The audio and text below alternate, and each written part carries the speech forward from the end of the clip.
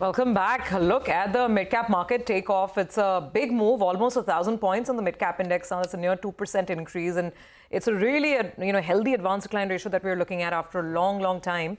1,600 stocks advancing, about 800 stocks declining. I just want to call out two spaces, where there's a full-on sector move. One is EMS. After the drubbing that EMS stocks got earlier this week, this is a day of a lot of recovery, and it's across the board. You can look at Dixon, Amber, PG Electroplast.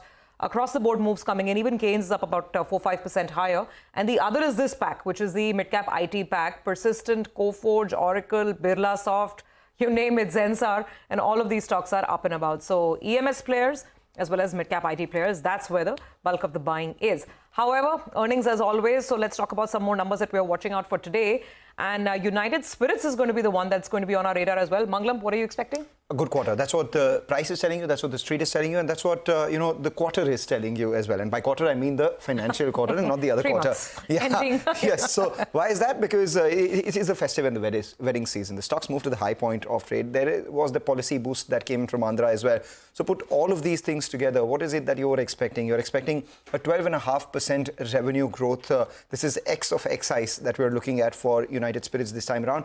3378 crores on the top line is what we are penciling in. This compares with around 3,000 crores the same time last year as well. EBITDA on the back of a better festive season, wedding season, and the policy boost in Andhra Pradesh that we alluded to grows 22%. We're looking at a number at 594 crores. Margins improve by about 140 basis points, and the net profit too increases in mid-teens itself.